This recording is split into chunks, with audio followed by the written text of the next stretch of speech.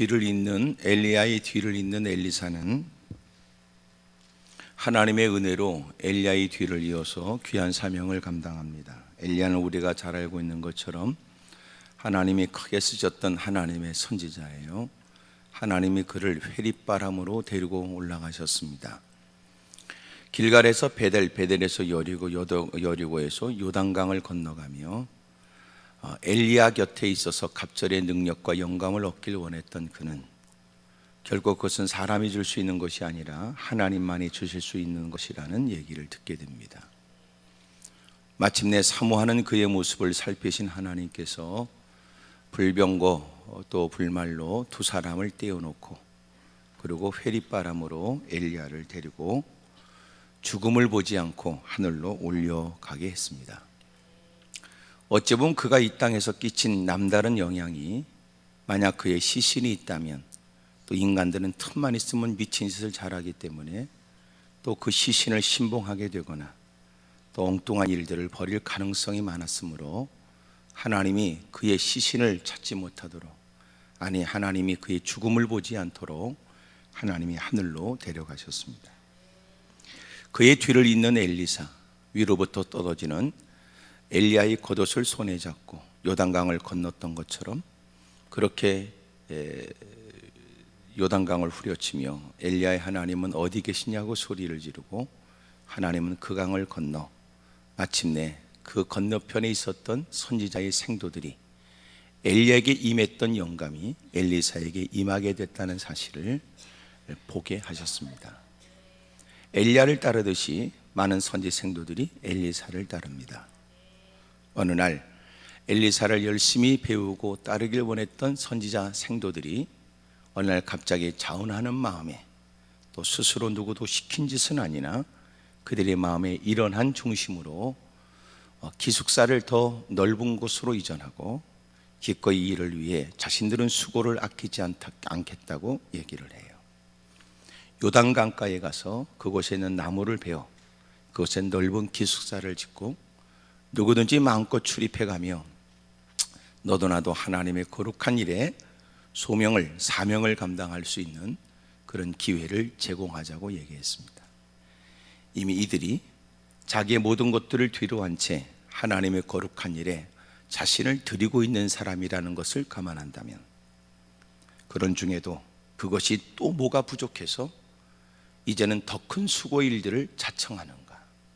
그것은 은혜 때문입니다. 은혜도 쥐뿔도 받아보지 못한 쪼다 같은 것들은 하나님의 전에서의 헌신과 섬김에 관해서 이해를 못합니다. 무슨 말인지 알아들을 리가 없습니다. 그런데 여러분, 누군가는 남다른 헌신을 보이고도 하나님의 베푸신 은혜를 경험한 사람은 지금까지 누군가의 이목을 끈 헌신보다 여전히도 하나님께 자신의 남은 생애를 더 드려야 될 과제만 남아있을 뿐이라고 생각합니다. 다르죠. 등신 같은 것들은 하찮은 일 해놓고 더럽게 생색을 냈고 마치 그것이 헌신이라는 비명 아래 투자의 개념을 벗어나지 않아 누가 안 알아주면 입이 대빨로 삐져나서 시험 들었다고 구적에 처박혀 있지만, 누군가는 누구 못지않은 열심을 보이고 누가 볼 때는 미련하리 많지 사력을 다하고 유난스러울 만큼 헌신을 하는데도 정작 그는 하나님을 어떻게 기쁘시게 할까 고민하는 그런 모습을 보이잖아요. 다르죠. 여러분이 아멘을 안 할 때는 걱정스러운 마음도 생깁니다. 그래서 같은 교회를 다닌다고 같은 신앙도 아니고 같은 자리에 앉았다고 해서 같은 믿음도 아닙니다. 같은 장로라고 다 같은 장로가 아니고 어떤 건 장로도 있고 어떤 건 장로님도 있잖아요. 어떤 건 권사도 있지만 어떤 건 권사님도 있다고. 어쩔 수 없이 부르긴 그렇게 부르지만 할 수 있거든 부르고 싶지 않은 인생들도 많다고. 더 불행한 일은 남들은 다 그 사람의 추한 모습 때문에 가슴이 아픈데 정작 본인은 전혀 문제의식이 없는 거예요. 그게 불행입니다. 천상 그런 것들은 주님이 직접 오셔서 해결하든지 아니면 주님이 불러서 주님이 따끔하게 강하게 추궁하든지 그래야지. 하지만 주님이 오시기 전, 내가 이 땅을 떠나가기 전, 오늘도 목숨이 붙어 있을 때, 콧구멍에 숨이 들락달락할 때, 아직도 지 발걸음으로 기도원을 찾아올 수 있는 기력이 있을 때, 자신의 목소리로 주의 이름을 부를 수 있을 때가 기회란 말이에요. 누구보다 뜨거운 가슴으로 이미도 헌신한 바가 남다르지만, 이미도 그들의 마음 가운데 일어난 더 수고가 필요한, 땀을 흘려야 되는, 애써야 되는 그 일을 기꺼이 감당합니다. 그리고는 요단강으로 갔습니다. 우거진 나무 숲에서 사람들은 나무를 베기 시작합니다. 이미 그들의 요청에 의해서 자발적으로 우리가 그곳으로 가서 기숙사를 짓겠습니다. 하지만 당신이 허락한다고 해서 우리는 이곳으로 발걸음 옮기지 않고 우리와 동행해 주십시오. 그래 엘리사가 동행을 하죠. 어떤 사람이 유난스러운 열심을 보였습니다. 그 당시 쇠가 귀할 때 쇠 도끼를 소유한다는 것도 대단히 귀한 일이었는데, 도끼를 빌려오는 것도 보통 일은 아니었어요. 쇠 도끼를 빌려 마침내 그 도끼를 휘두르다가, 불행하게도 빌려오는 것은 있었으나 그는 도끼를 휘두르는 것은 잘 몰랐던 것 같아요. 자로에서 도끼날이 빠져버렸습니다. 그나마 다행스러운 것은 누가 다치지 않았다는 것이고, 또 발을 동동 구르고 슬퍼해 들 일은 그 도끼날이 요단강에 빠져버린 거예요.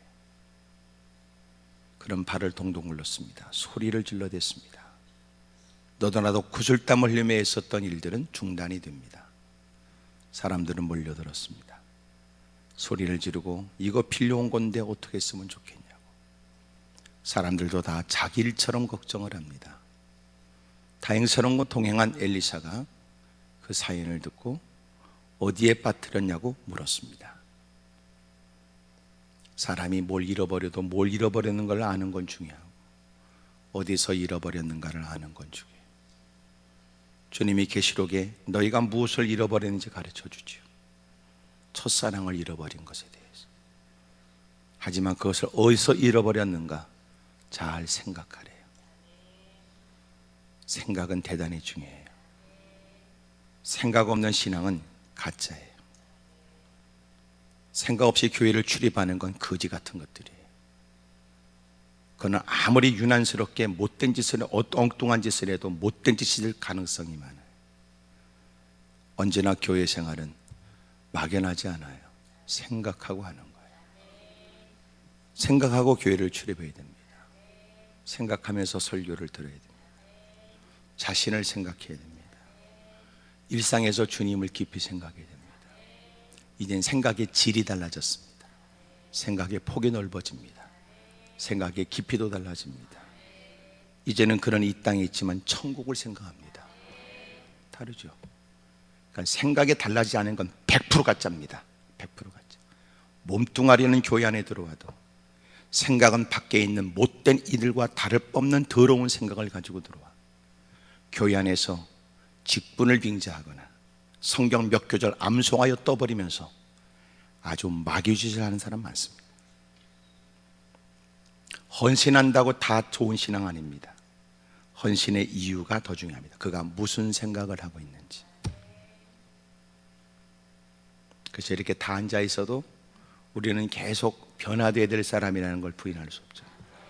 여러분 벌써 이렇게 다 나를 쳐다봐도 벌써 점심은 뭘 먹을까 생각도 하고, 여럿이 왔다면 오늘 돈은 누가 낼까 벌써 이것도 복잡해지거나.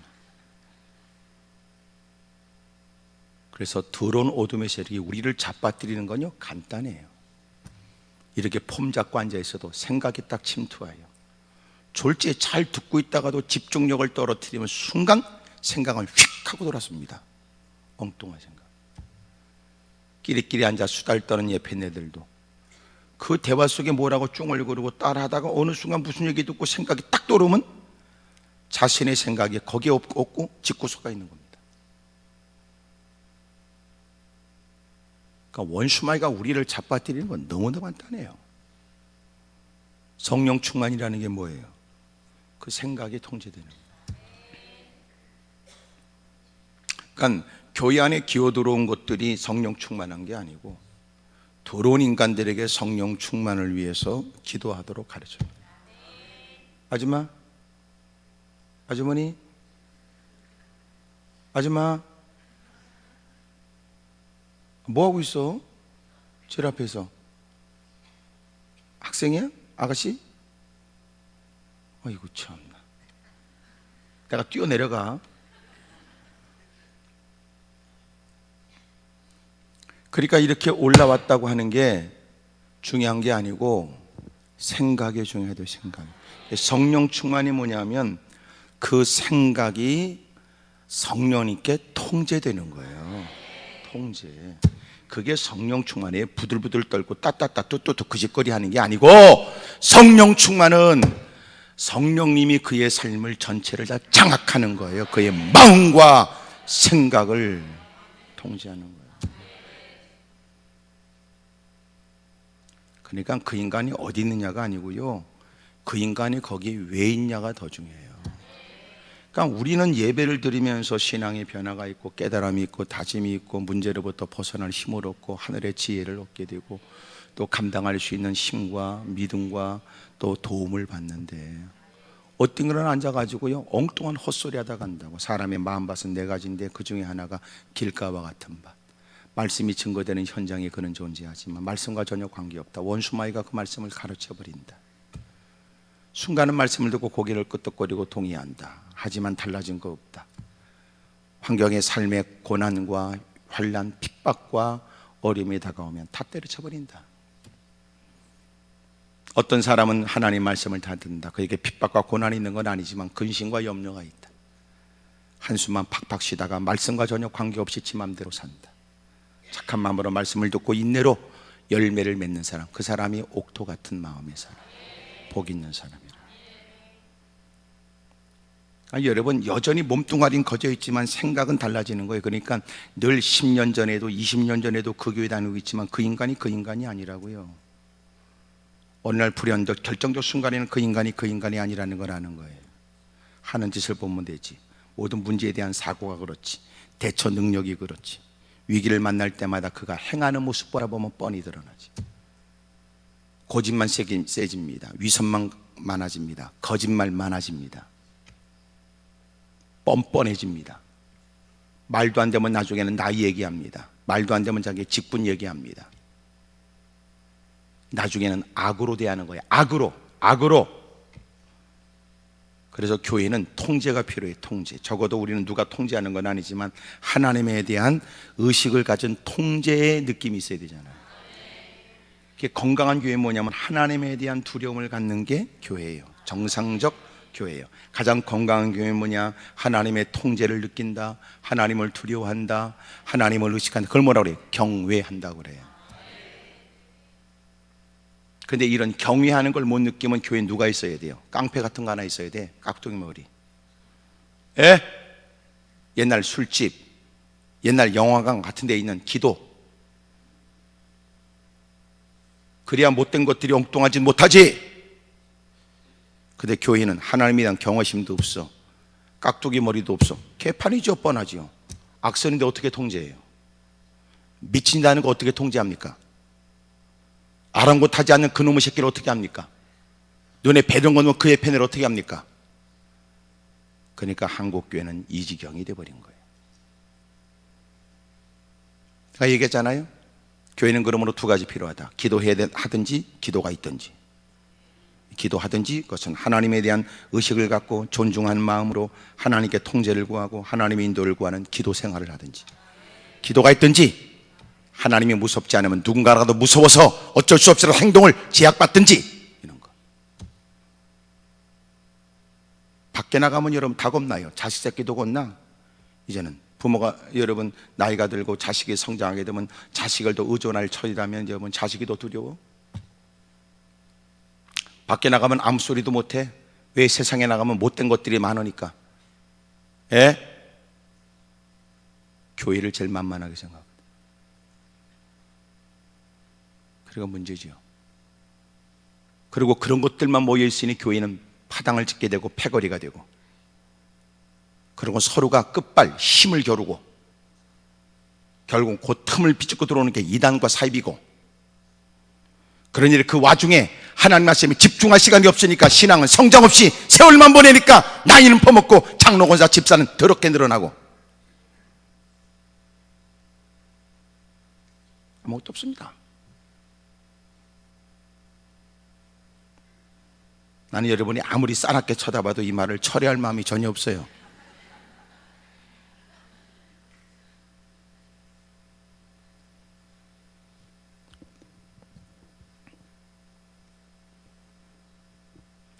그런 거 보면 가슴 아프지요. 너무나. 우리 신앙생활 잘해야 됩니다. 옆에 사람 다 물어봐요. 그쪽은 어떻게 생각하냐고 다 물어봐요. 시작. 듣긴 그래도 말은 맞잖아. 지금 여러분 한국 교회는요 이직거리하고 살면 됩니다. 퍼먹고 싸돌아다니고 놀러다니고 그럴 때가 아니에요. 지금은 절규하며 부르짖을 때지. 지금 얼마나 심각한 줄 알아요? 한국 교회 30%가 주일학교가 없어. 한국 교회에 자식도 안 낳고 전도도 안 하고. 지금 여러분 교회가 좀 된다는 데는 몇 군데밖에 없어. 큰 교회, 대형 매장이 잘 되는 것처럼. 이제는 조그만 교회 안 가려고 그래요. 왜 그래요? 이제는 진리가 아니에요. 편한 거지. 이제는 진리를 쫓아 사는 게 아니고 편하게 사는 거예요. 거기다가 허함만까지 덧붙여지니까 더 화려하고 재미있고 이벤트 많고 프로그램 많고 그런 데를 좋아해요. 수고 안 해요. 편하게 재미있게 사는 걸 원하지. 진리가 빠져버린. 모든 교회가 다 그런 건 아니지만 그런 교회를 찾고 다니는 사람들의 심리가 대부분 그렇게 흘러간다고요. 더 웃기는 건 자기 교회를 못 다니면요 자기 교회에 적은 두지만 그 교회 안 가요. 다른 교회 다니죠. 왜냐하면 그 교회 그만둔다고 그러면 또 쫓아와서 신방할 테니까, 귀찮게 할 테니까. 그 교회는 다녀도 설교는 다른 데 들어다닌다고. 신앙이 됩니까? 신앙은 그래서 성장하지 않아요. 사람은 여러분 잘 퍼먹기도 하고 잘 싸기도 해야 돼요. 움직여야 돼. 활동해야 돼. 때로는 부딪혀야 돼. 갈등을 극복해야 돼. 그래야 신앙이 견고해지죠. 그걸 싫어하거든. 나도 널 건들 마음이 없으니까 너도 나를 건들지 마라.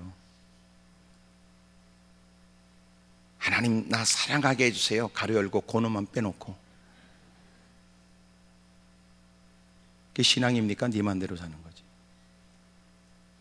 참 솔직히요 지금은 내가 어제도 우리 강화기동에서 이제 어제까지 집회를 하고 왔는데 거기도 보니까 막 땅을 기경을 막 디립한 데가 있더라. 막 뒤집어져야 돼요.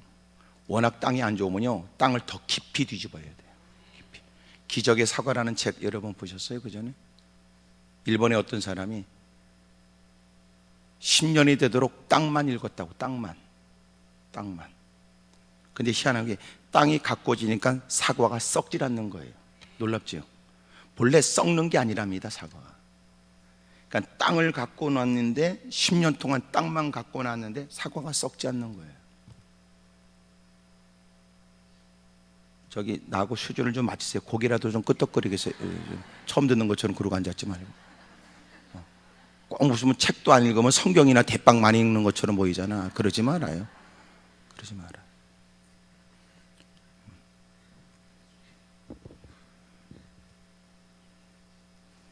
그러니까 우리가 신앙이 너무 거지 같아. 날마다 텔레비에 미쳐 있고 성경을 읽지 않고, 거기다 더 웃기는 거 성경 무식하다고 말 안 해. 또 아는 채는 더럽게 해. 그러니까 인간이 팔자가 더러운 거예요. 팔자가. 이래가지고는 한국교회 희망이 없어요. 누가 미래학자가 얘기한 걸 내가 얘기했죠. 앞으로 30년 후가 되면 한국의 종교인의 모습이 달라질 것이다. 제일 먼저 불교가 많아지고 천주교가 많아지고 세 번째는 이슬람이래요. 그 다음에 기독교라는데, 기독교인들이 이렇게 살면 안 돼요. 후렵해야 됩니다. 정신 차려야 됩니다. 근데 옛날에는 인생이 웬만큼 어려우면 하나님께 돌아올 줄 알았는데 지금은요 오히려 하나님께 또 대드는 거예요. 아주 못했죠. 그러니까 덜 터진 거지. 덜 터진 거예요. 더럽게 세게 터져야 확 꺾어져. 고든목이 그냥 꺾어지는 게 아니라니까. 여러분도 보통은 아니잖아. 왜 또 가만히 있어 또? 아, 보통보다 넘다는 거죠? 다루기가 너무 어려워. 다루기가.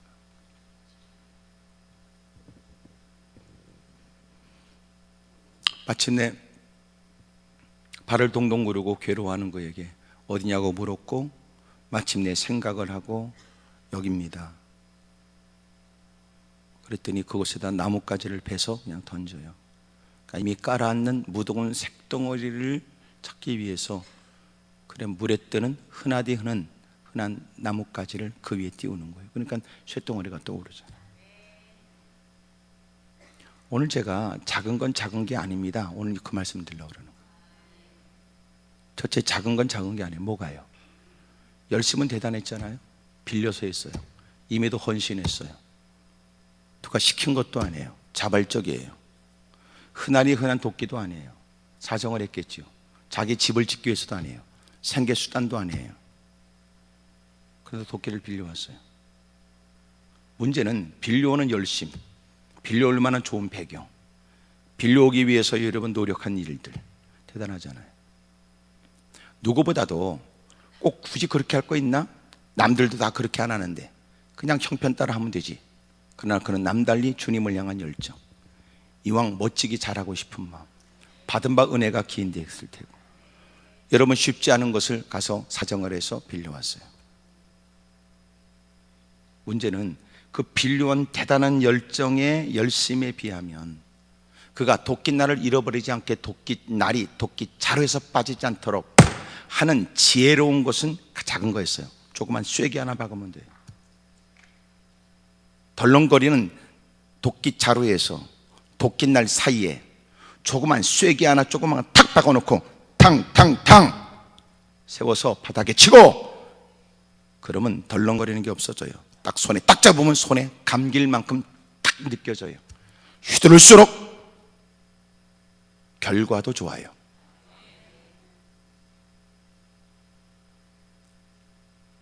열심은 대단하지만 사람들은 지혜를 간과합니다. 지혜는 작은 게 아니에요. 지혜는 대단히 중요해요. 그 큰 문제를, 그 큰 문제에 대한 노력에 대해서 이루어질 찰나에 누군가가 조그만 하나의 실수 때문에 마음이 상하여 그 모든 것들을 다시 수포가 되도록 만들 수도 있다. 오랫동안 맺었던 관계가 그 특별히 중요하게 여기지 않는 한순간의 일로 인하여 오히려 등을 돌리게 됐다. 상대적으로 그렇게 불편했던 관계가 어느 한날 그 계기에 지혜로운 일들이, 모든 것들이 오히려 더 전화위복의 기회가 되도록 했다. 이 시대에 우리에게 필요한 게 뭔지 아세요? 너무나 요새는 감정적으로 많이 문제를 풀려고 그래요. 괜히 화가 났어요. 전부 다 화가 나서 사는 거예요. 전부 다 화날 게 없어요. 다 그냥 화가 나서. 왜 그런가 보니까 그냥 막연한 불만이에요. 막연한 불만할 게 뭐 있어요? 난 여러분도 이렇게 다 있지만 절대로 일 안 하고 노는 사람은 먹지도 마세요. 네가 뭐 때문에 먹습니까? 일도 안 하는데. 뭐라도 일을 해야 돼요. 성경이 가르쳐주잖아요. 예? 성경이 우리 가르쳐주기를 너는 일하기 싫으면 먹지도 말래요. 일을 하세요. 반드시 뭐든지 하셔야 돼요. 뭐든지. 세상에 지금 제가 곳곳을 다니면서 얘기 들어보니까 다 사람이 없대요. 일할 사람이. 일할 사람이 없대요. 왜 그럴까요? 지금 직장은 없다고 말하고 탄식하는 인간 더럽게 많아도 왜 가는 곳곳마다 사람은 없다고 말할까요? 간단해요. 하고 싶은 짓만 하고 살겠대요. 두 번째, 그래서 불평만 하고 살겠대요. 그건 팔자가 더러운 거지요. 망조지요. 그거는 세상에 어떤 누가 다 마음에 들어요. 우리끼리 있으니까 얘기하십시다. 한국에서 여러분 재계 2위라고 하는 여러분 또 현대그룹도 회장도 자기의 삶이 여러분 만족스럽겠어요? 누가 다 만족합니까?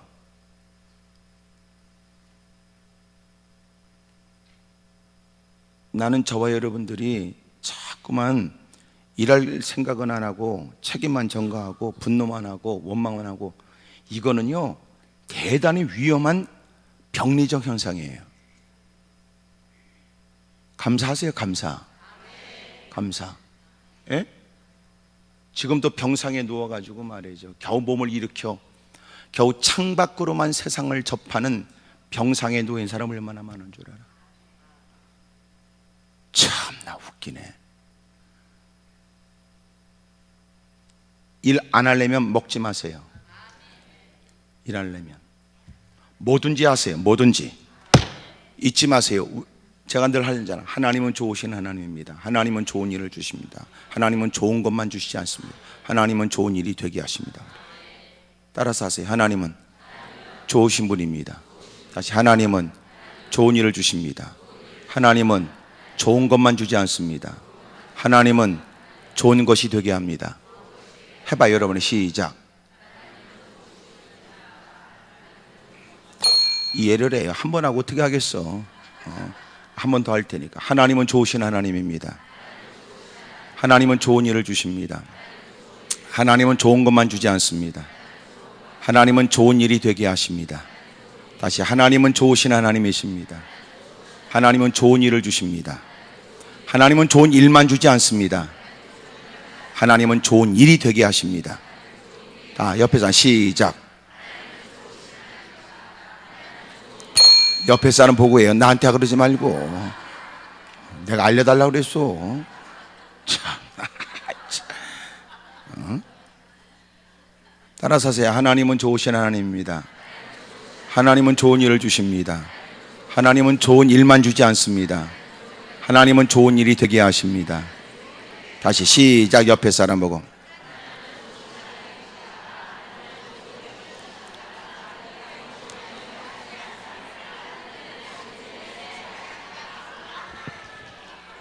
확인은 안 되는 거지.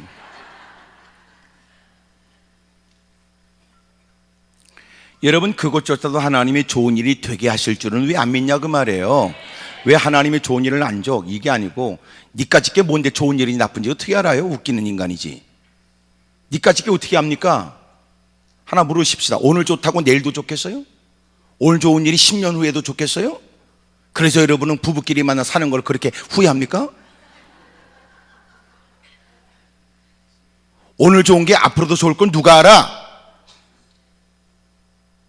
단 이건, 하나님 이 일이 좋은지 나쁜지 모르지만 하나님은 좋은 것도 주고 좋은 것도 되게 하실 줄로 믿습니다. 그리고 오늘 주어진 최선을 다해요. 누가 알아요? 원치 않는 일을 해야만 했었지만 훗날 그것이 내게 결정적으로 더 승진의 기회가 되는 일이 생길지 누가 알아요? 아이고, 내가 하고 싶어서 배우고 싶어서 배운 건 아니지만 아이고, 이게 이런 일에 쓸 줄 몰랐네 이러는 거. 아이고, 내가 어쩔 수 없이 목구멍 포도청이라 그 일을 할 수밖에 없었고, 그때는 아이고 내가 힘들다 그러고서 어쩔 수 없이 했는데, 그때 그래도 그런 거라도 배워둔 게 다행이었네, 이게 이렇게 쓰여질 줄 몰랐네, 이럴 줄 누가 아냐 그 말이에요.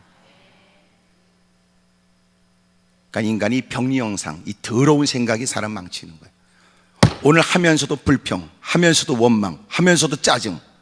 그러니까 해도 결과는 없고, 해도 그놈도 힘들지만 시킨 사람도 저놈을 언제 자를까 생각하고, 하고 나와도 배운 게 아무것도 없고, 하고 나와도 불평과 원망 가득하니까 누가 여러분 이그러진 인생에 불평, 원망 가득한 인간을 또 누가 쓰고 싶어 합니까? 이게요 더러운 병입니다. 더러운 병. 오늘 감사 안 하면 내일도 감사할 이유가 없어요. 오늘 감사하지 않으면 앞으로 감사할 누구도 보장 안 합니다. 앞으로 보자고 하는 것들은 겁나는 사람이 없다면서. 예? 오늘도 감사 안 하는 건 앞으로도 감사 안 합니다. 오늘 헌금 안 하는 건 앞으로도, 오늘 헌신 안 하는 건 앞으로도, 오늘 여러분 충성 안 하는 건 앞으로도. 대부분 내가 이렇게 수없이 많은 집회를 해보지만 가만히 있는 경우는요 자기 말로 빨리 이해를 했기 때문에 가만히 있는 겁니다. 지금 남의 말하고 그럴 때는 아주 푸나없이 아멘도 하다가 드디어 이제 자기 말이라고 싶으면 이제 심각해지는 거겠지. 그 더러운 병이야. 여러분 입술에서 벌써 원망, 불평이 가득하면 100% 당신 신앙은 이상이 있는 거예요.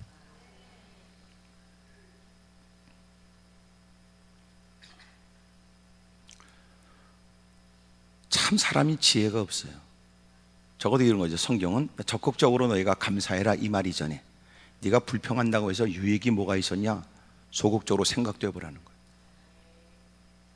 네가 고민한다고 해서 네가 키나 한 잔이나 더 할 수 있겠냐? 네가 근심한다고 해서 얻어진 결과는 뭐 있냐? 네가 그렇게 인상 쓰고 다니고 지옥에서 나온 특공대처럼 하고 다녀봐야 얻어진 열매는 뭐 있냐? 아무것도 없다. 생각해 보라는 거예요. 사람이 지혜가 필요하다고 어느 때보다도 무엇이 유익이 있는지. 옆에 사람은 다 혀를 차. 이해는 하지만 그러면 안 될 것 같다고 그래. 다시 시작. 이해는 하지.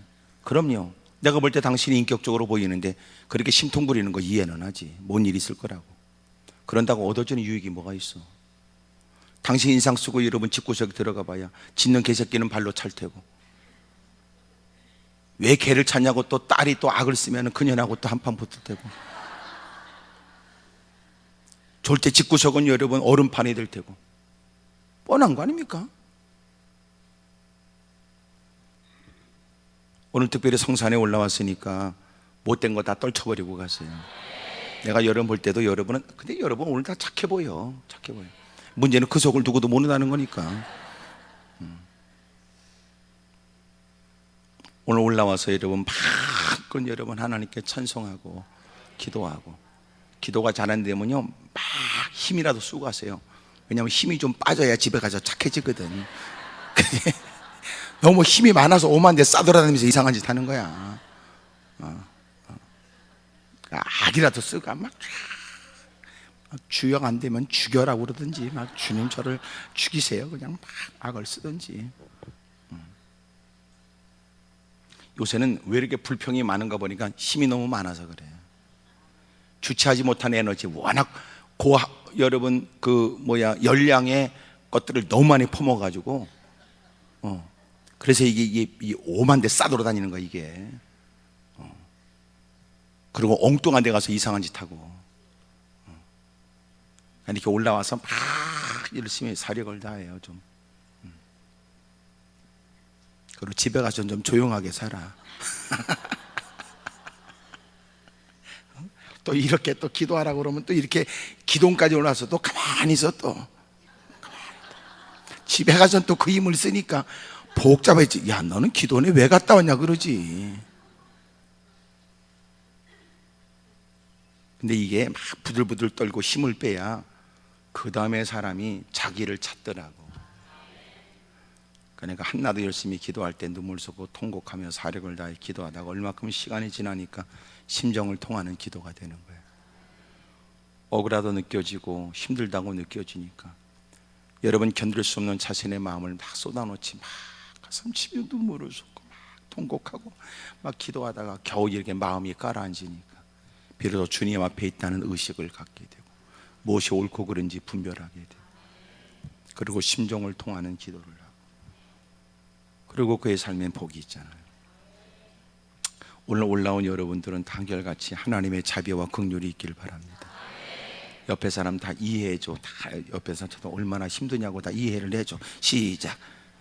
얼마나 힘드냐고, 얼마나 고생하냐고. 오늘 그러나 하나님 전에 왔으니까 오늘 하나님의 도움이 있기를 바랍니다. 여러분, 우리에게 필요한 게 뭐냐면 열심보다 더 중요한 건 작아 보이지만 지혜라고요.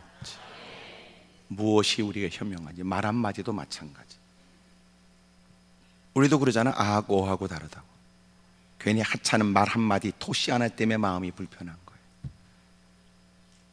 여러분, 이왕이면 그 말을 어떻게 받느냐, 그 사람의 인격적인 부분의 일들을 우리가 논하기 전에 이왕이면 우리가 말하는 사람으로서 지혜가 있다면, 이왕이면 누군가 좋은 관계를 위해 지혜를 담은 생각을 잘 담고 표현하는 것도 지혜로운 일이라고 생각해요. 잠시 만날 수 있는 그 순간, 누군가에게 오랫동안 기억되어지는 말 한마디도 건넬 수 있어요. 여러분, 힘들고 어려운 절망 가운데 있는 사람들이 일어날 수 있도록 힘을 솟구치게 할 수도 있어요. 좌절과 절망 가운데 있는 사람들이 일어날 수 있도록 여러분 용기를 일으키기도 합니다. 지혜거든요. 그 지혜 가운데 하나가 유머예요.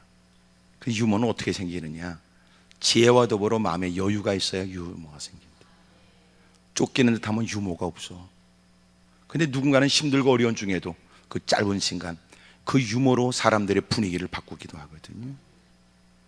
여러분, 유머는 그 내용에 담은 것은 교훈적이지만 얼핏 듣기에는 사람들의 마음을 편하게 해줘요. 이런 얘기 참, 저런 영국이나 이런 미국의 이런 분들을 참 지혜롭게 유머스럽게 따끔하게 충고하는 그런 것은 배워야 되겠더라. 우리나라는 아직도 논쟁, 말의 기술은 아직도 없어요. 우리 너무나 감정적이니까. 그 전에 여러분 토론이 있었다고. 일본 사람, 한국 사람, 대만 사람 위안부 문제 때문에 막 텔레비에서 막 다투다가요, 그 일본 사람이 말도 안 되는 것을 나름대로 논리를 가지고 조목조목 막 떠버릴 때 한국 사람 화딱지가 나가지고 말이에요. 대만 사람도 화딱지가 나.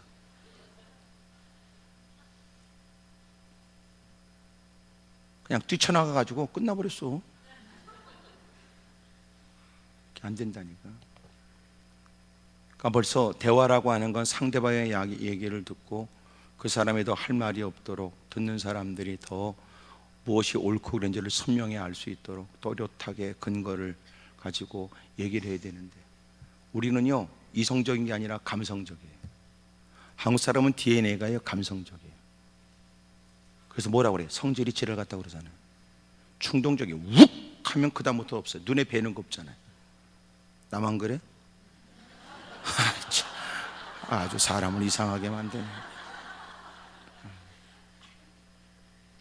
내가 이렇게 말하는 건 여러분은 나보다 더 할 것 같아서 하는 얘기야. 그래서 이제 이렇게 외국 분들 이렇게 얘기 들어보면 참 사람이 지혜롭다. 그 순간 일어날 수 있는 충동적 이 분노나 막 이런 것 때문에 어떻게 저런 여유스럽게 저렇게 오히려 상황을 바꿔놓을 수 있을까, 뭐 이런. 그 전에 그랬다는 거예요. 처칠 수상한테 정치적인 적인 어떤 여성 의원이, 만약 당신이 내 남편이라면 아침 모닝커피에 독을 집어넣어버릴 겁니다. 무슨 말이에요? 죽이고 싶을 만큼. 그 말이에요.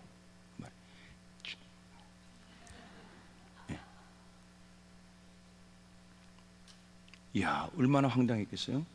처칠이 그 말을 받고 이렇게 했답니다. 만약 내가 당신 남편이라면 나는 그걸 먹고 빨리 죽어버릴 겁니다. 내가 얼른 마셔버릴 거라는 거예요. 더 한 방 세게 날린 거지. 여러분, 그 사람의 인격을 알려면 그 사람의 말을 들어보면 안다, 이런 얘기도 있고요. 적어도 그가 그 순간에 보여지는 그 기지와 지혜가 그 사람을 평가하는 거예요. 여러분, 여기 도끼를 빌려왔던 이 열심히 있는 한 사람, 이미도 그는 선지생도라는 자체가 헌신을 얘기하고 누구보다도 그 어떤 일을 뒤로하고 전적으로 하나님께 드린다는 자신의 삶을 드린 선지생도지만 하나님의 거룩한 일에 대한 남다른 열심을 보였어요. 아, 그래요? 그래요? 아, 제가 잘하는 사람이 있는데, 아, 그 사람한테 도끼 있는데, 아, 제가 도끼를 빌려올게요. 누가 시킨 일은 아니나 하나님의 거룩한 일에 대한 남다른 열심. 문제는 이런 열심 있는 사람이 무슨 사람의 주목을 받았는데 이제는 사람들에게 근심거리가 된 거예요. 그 도끼를 휘두르다가 도끼날이 빠져서 요단강에 빠져버리게 됐으니 열심으로 자기의 소임을 다했던 사람들이 하던 일을 멈추고 그 주변에 몰려들어서서 어떻게 하면 좋으냐고 발을 동동 구르게 됐다는 거죠. 지혜가 열심만큼 중요합니다. 적지 않은 사람이 열심을 가지고 있는 건 사실이지만 지혜가 결여돼서 열심을 낸 사람도 시험 들고 오히려 그 일 때문에 주변의 사람도 힘들어하고 어려울 때가 너무나 많거든. 나는 여러분들에게 지혜가 결여되지 않기를 축복합니다. 사업을 하는 사람도 마찬가지. 적어도 사업을 하면서 누군가의 쉽지 않은 만남을 주선해서 만나게 됐거든. 그래서 뭐 특별한 게 아니라면 식사 대접하겠다고 하는 것으로 그 사람과의 만남이 허락됐다면, 비즈니스에 대한 얘기를 들어보니까 적어도 그 사람을 식사 시간에 그 사람 위치에 걸맞게 대접하겠다고 만나는 약속을 했거든. 나는 식사 시간이라는 명분이지만 식사하기 위해서 가면 안 되지요. 또 말이 어렵네.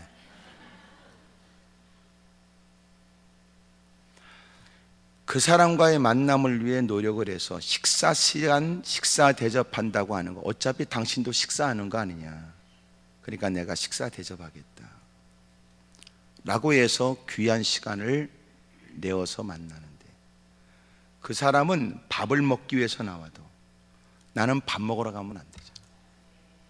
그 자리에 나가도 나는 식사 시간이지만 밥 퍼먹으러 가면 안 되고, 나는 이미 그 시간 그와의 만남을 통해 대화가 나는 중요한 거예요.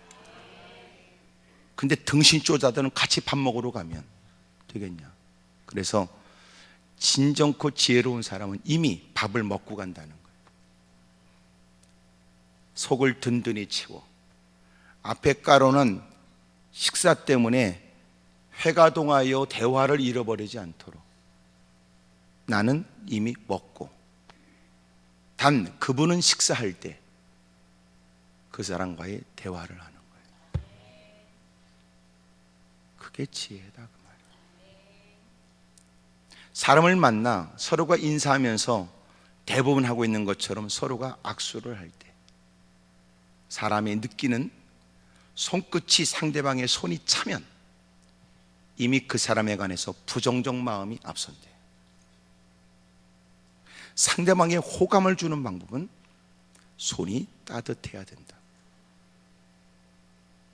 그래서 지혜로운 사람은 자기의 손을 이미 가기 전에 손을 따뜻하게 하는 거예요. 주머니에 집어넣고 손을 따뜻하게 해서, 그리고 손을 내밀어요. 손이 따뜻하면 상대방의 마음도 그에 관해서 호의적이에요. 마치 그의 마음도 따뜻할 것 같지 않습니까? 그 사람도 인품이 좋을 것 같은 생각이 안 들던가요? 그러는 거예요. 여러분, 어마어마한 프로젝트에 지금까지 수고한 건 남다르고 모든 사람이 그 수고를 모르진 않지만 의외로 그 모든 것들이 무산되는 건 의외의 작은 일 때문에 그렇답니다. 어떤 회사에서 기계가 고장이 났습니다. 그래서 멀리 외국에 있는 그 기계를 발주했던 거기다가 부탁을 했습니다. 드디어 와서 봤답니다. 이것저것 둘러보더니 간단하게 고쳤습니다. 가서 계산서를 보내드릴게요 했는데 대빵 비싸더랍니다.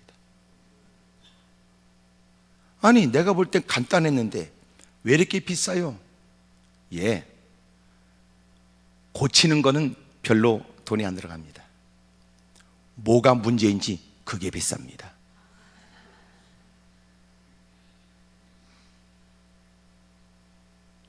우리가 왜 내가 이렇게 사력을 다해도 왜 이런 어려운 처지가 됐는지 고치는 건 간단합니다. 문제는 뭐가 문제인지를 모르는 거죠. 지혜가 결여되어 있었던 겁니다. 아무것도 아닙니다. 작은 건 작은 게 아닙니다. 대부분은 열심 있는 사람들이 간과하는 것은 지혜에 대한 겁니다. 만약 열심이 없는 지혜라면 잔머리에 불과하지만 당신이 열심을 내면서 지혜가 있다면 그것처럼 아름다운 열매가 있겠습니까? 지혜는 그리 크게 보이지 않지만 결정적입니다. 오늘 여러분들은 가정에도 지혜가 있길 바라요. 대부분 부부가 싸울 때는 아무것도 아닌 하찮은 일에 싸운다고 그래요. 이유가 뭔가 보니까 그 마음이 불편한 게 있었던 거예요. 그래서 꼭 말 한마디도 짧은 대화가 긴 것도 아니고 짧은 대화 속에 강력한 여운이 남을 만한 우리를 얘기를 하죠. 캡사이신처럼 소량이지만 오랫동안 가슴이 아플 만큼 자극적인 얘기를 담는 거예요. 그리고 상대방을 힘들게 하려고 그래요. 참 지혜가 없어요. 그리고 막 일파만파 문제가 일어나요.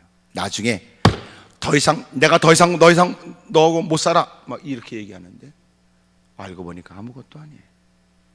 아무것도 아니에요. 요새 TV 프로에 그 나오더구만.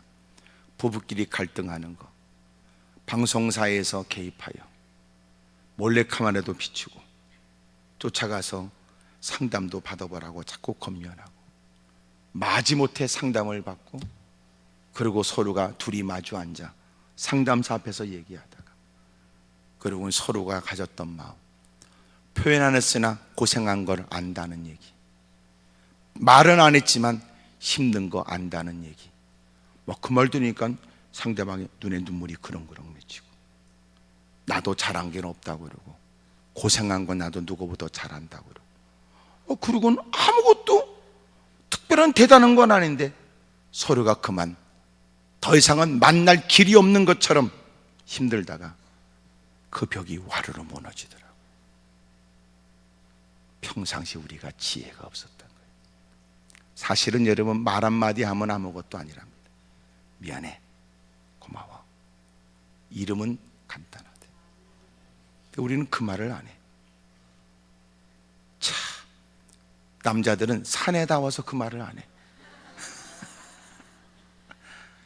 남자들은 사내답다고 하는 것은 그런 말을 안 하는 거라고.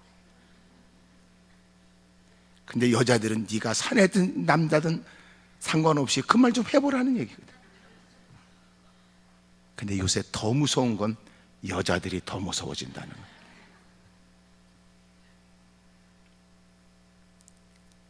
가정에도 지혜가 필요합니다.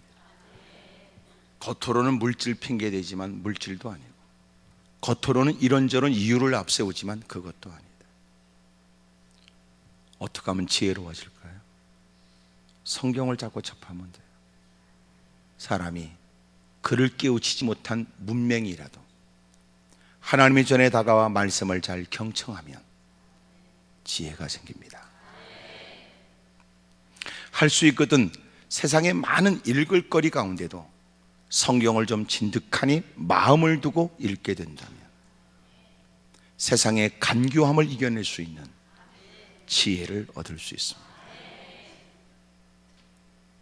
누구도 나를 무시한다고 열등의식에 빠져 한숨 쉴 게 아니라 하나님 말씀을 접하며 하나님께 지혜를 구하며 살면 어떤 누구도 당신을 외면하지 않을 뿐만 아니라 당신 주변에 몰려들게 될 겁니다. 많은 말은 아니라 당신이 건네는 말 한마디가 얼마나 중요한지를 알고 있기 때문에 그렇거든요. 사람들은 나를 무시한다고 말하고 외롭다고 헛소리하지 말고 가는 곳곳마다 누군가가 무시할 수 없는 자신의 존재 가치를 바꾸게 되면 누구도 당신을 무시하지 않습니다. 무엇보다도 지혜가 있길 바라요. 참 사람이 안목이 넓은 것 같다.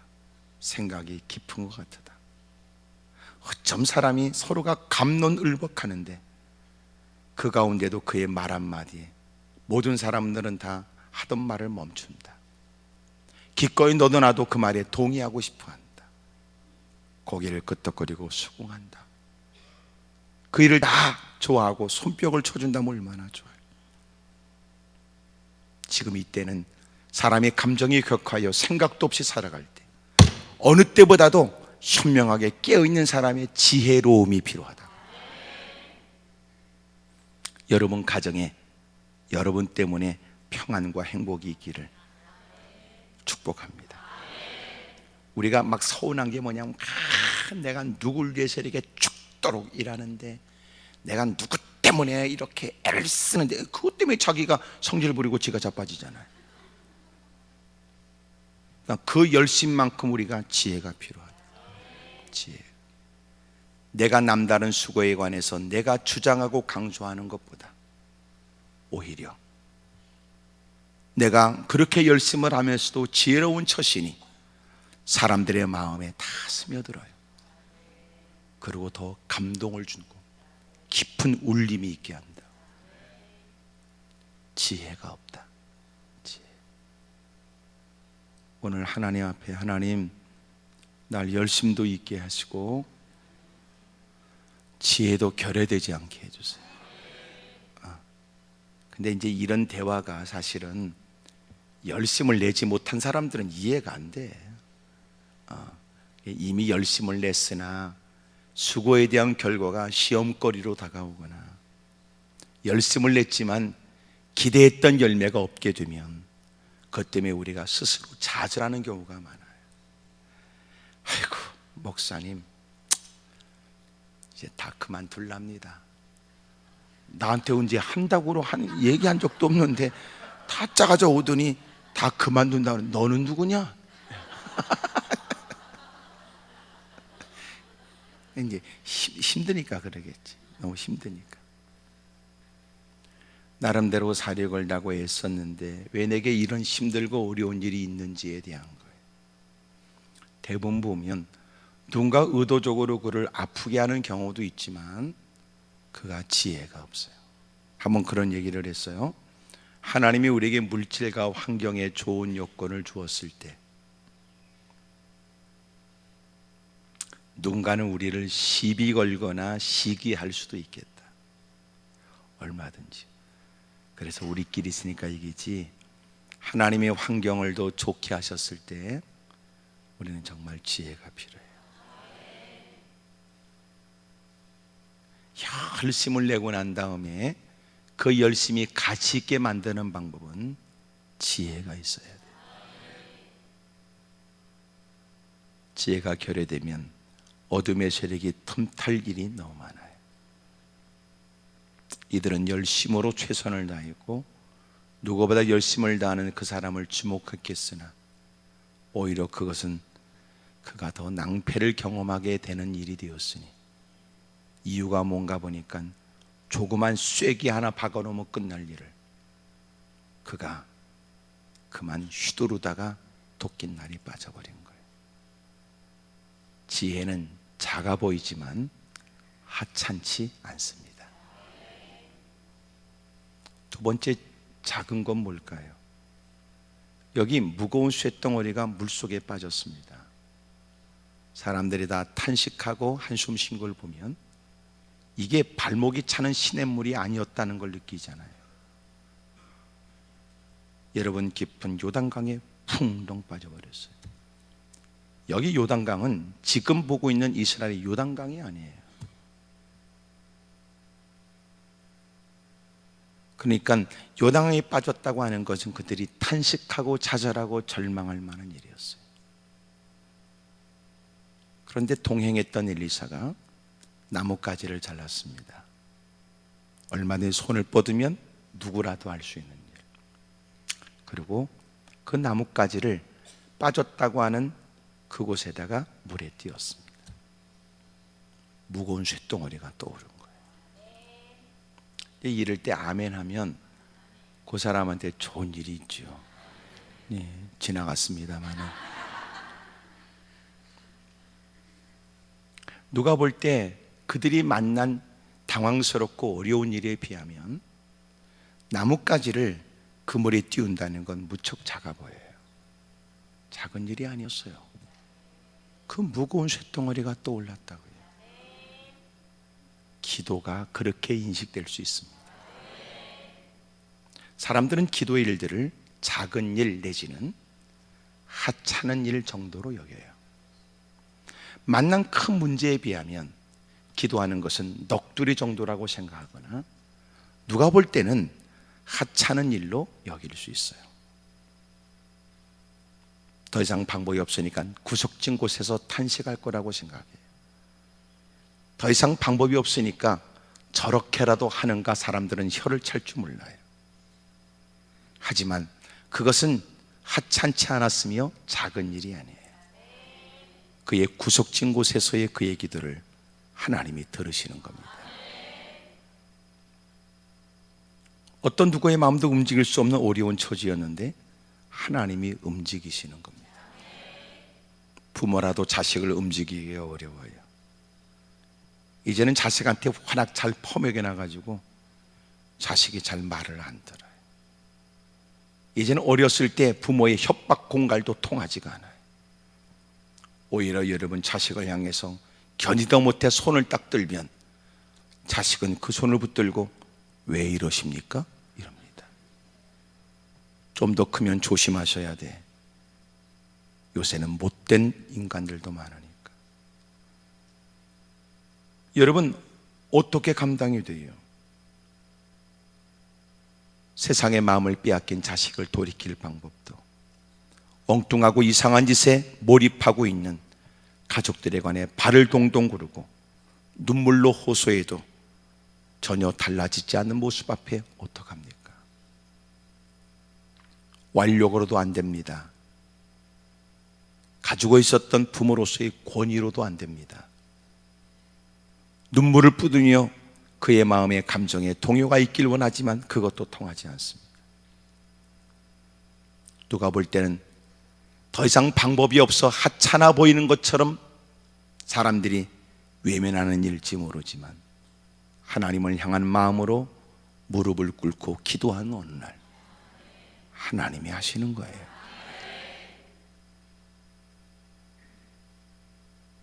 기도는 작은 일이 아니고 기도는 하찮지 않습니다.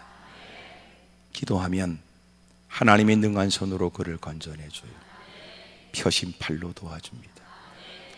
벌떼처럼 우겨쌈을 당하고 있지만 여러분, 그렇게 어둠의 세력은 한길 갔다 7길로 물러가도록 주님이 도와줍니다. 돕는 사람이 없다고 해서 희망이 없는 건 아닙니다. 기도하면 하나님이 어느 곳에서든지 그를 돕습니다. 갖고 있는 힘이 다 소진됐어도 기도할 수 있다면 희망이 있는 겁니다. 많은 사람이 당신 편이 됐다고 해서 하나님이 돕지 않으면 당신이 기대했던 바는 무산될 것입니다. 오히려 없어서 주님을 의지할 수 있는 건 감사거리죠. 여러분, 기도는 하찮지 않습니다. 어느 날 엘리사가 하나님께 기도하는 중 이스라엘이 아람 나라로부터 겪게 된 위험한 일들을 알게 됩니다. 왕에게 가서 얘기해 줬습니다. 왕이 그의 말을 듣고 방비하기가 한두 번이 아니었습니다. 이 일이 아람 나라 사람들에겐 큰 충격이 됩니다. 우리 가운데 누군가가 밀고 하는 사람, 이중 간첩이 있을 거라고 생각이 됐습니다. 조심스럽게 왕에게 얘기합니다. 우리 가운데 우리의 비밀을 누설한 사람이 있는 게 아니라 이스라엘 땅에 하나님은 왕의 침실에서 왕이 나누는 은밀한 대화도 알고 계시는 바, 그곳에 있는 엘리사로 인한 우리의 계획은 번번이 허물어지게 된 이유가 된다고 얘기를 했습니다. 나라와 나라끼리의 전쟁을 일으키기 전 일에 가장 큰 걸림돌이 되는 기도하는 사람 엘리사를 죽여야 된다고 생각했겠지요. 도단성으로, 그가 있다는 도단성으로 사람을 보냅니다. 성을 에워쌌습니다. 엘리사의 사환이 나와서 놀랬습니다. 밤새도록 몰려온 아람 나라 사람들에 의해서 조그만 성이 그렇게 우겨쌈을 당했습니다. 엘리사는 그를 위해 기도합니다. 그 아이의 눈이 열렸습니다. 이미도 둘러싸고 있는 그들보다 더 많은 천군 천사가 이미도 지켜서 있었다는 겁니다. 기도하는 것은 작은 일이 아닙니다. 어둠의 세력은 그래서 우리는 하찮게 여기는 기도하는 일을, 어둠의 세력은 기도하는 것을 두려워하지요. 우리는 평가절하고 있는 기도 일들을, 어둠의 세력들은 기도의 사람들을 봉쇄하기 위해서 사력을 다합니다. 분위기 때문이라도 기도에 관심이 없는 이 시대를 원수막인 쾌재를 부르니 각양의 행사와 프로그램은 많아도 기도하지 않는 교회가 얼마나 무능한지 원수마귀는 잘 놀라고 말합니다.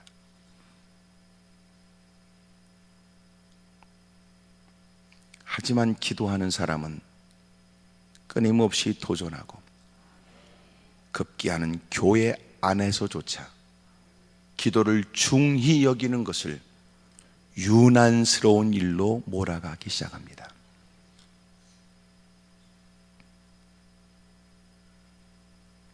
교회가 어떻게 시작되었는지 사도행 1장에 보니까 예수님께서 너희가 예루살렘을 떠나지 말고 아버지께 받아 너희에게 보내는 성령, 이미도 약속하신 성령을 기다리라고 그래요.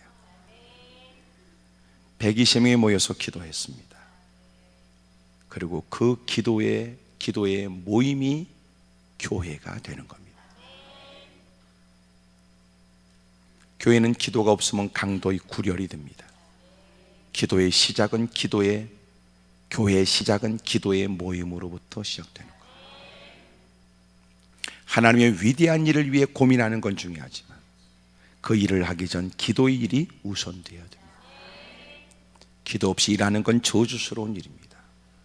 왜냐하면 하나님이 함께하지 않는 그 일은 그들 스스로가 하나님의 깃발을 들었다고 할지라도 하나님이 함께하지 않으니 제사를 허물어뜨렸던 홈리아 비나스가 법궤를 가지고 가 블레셋과의 전쟁에 이기길 원했지만 법궤도 뺏기고 목숨을 잃고 전쟁은 패하게 됩니다.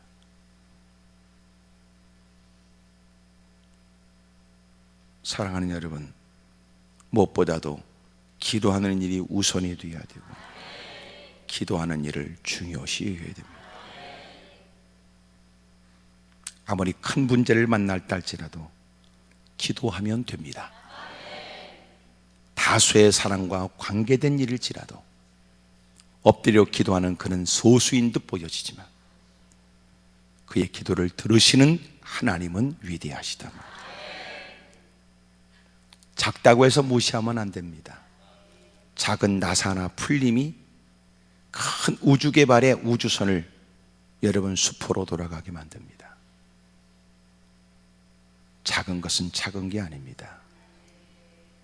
향기름도 죽은 파리 하나에 썩은 냄새가 납니다.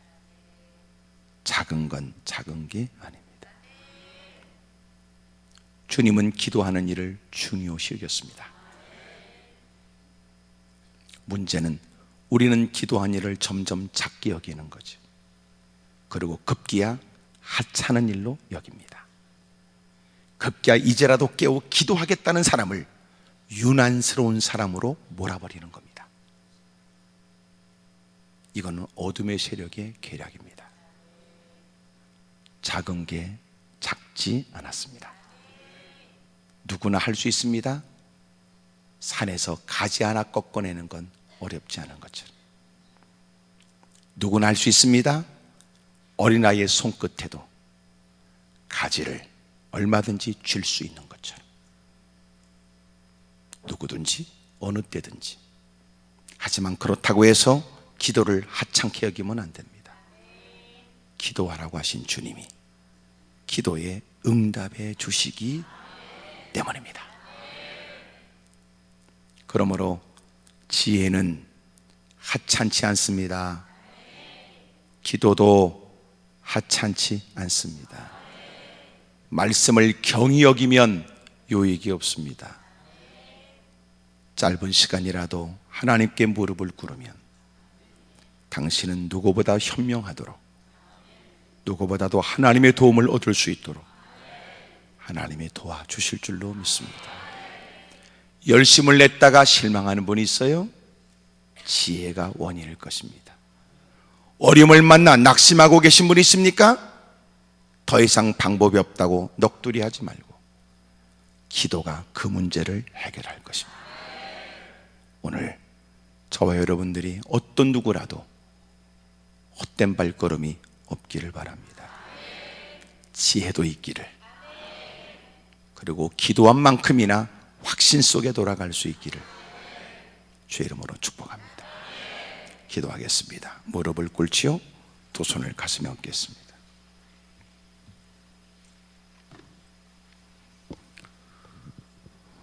무릎을 꿇고 두 손을 높이 들어요. 높이 들어요. 하나님, 왜 열심을 내고도 사람이 낙심과 좌절과 절망이 되고 공연히 시험에 빠지는지. 여러분, 지혜가 없기 때문에 그렇습니다. 하나님, 제가 어리석었습니다. 열심만큼 지혜가 있어야 된다는 걸 알았습니다. 어떤 문제를 만나 내가 감당할 수 없다 할지라도 길이 없는 것은 아니었습니다. 하늘의 길이 있잖아요. 하늘길 있잖아요. 주님이 구하면 응답해 주신다고 하셨잖아요. 큰 목소리로 주님을 세 번 부르고 통솔간절히 기도합니다. 주여!